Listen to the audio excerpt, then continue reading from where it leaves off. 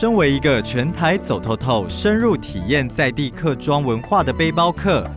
听说在台东关山有一栋具有历史意义、见证了西部客家人在半世纪以前来此开垦打拼的土楼。现在就跟着我的脚步，一同前往拜访吧。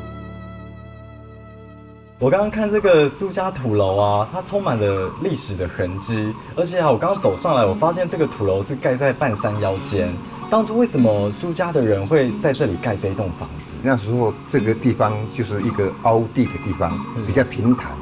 所以说他那时候就是会选择在这个地方。这个地方本来在没有盖土楼之前，它是一个茅草屋。哦，是用茅草盖的哦。对，它是一个茅草屋。啊，当在民国48年的时候开始建造1年多，大概49年才落成。因为我以前看到的客家建筑都是可能是三合院，或是那种护笼式的合院，我比较少看到是这种是2层楼式的这种客家建筑。因为这个可能是受了地形的影响，可能是没有那么宽阔，所以说它不容许盖三合院、4合院这一些，所以说它才会盖一个楼房的。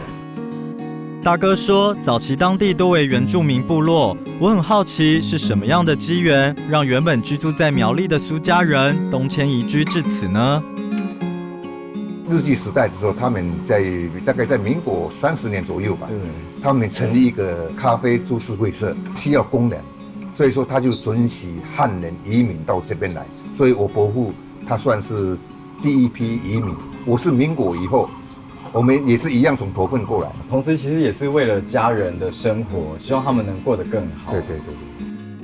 苏家土楼不但是当地聚落具有指标性的建筑之外，也是当地闽客居民酬神演戏的场所，以及聚落居民往返山区的中继休息站。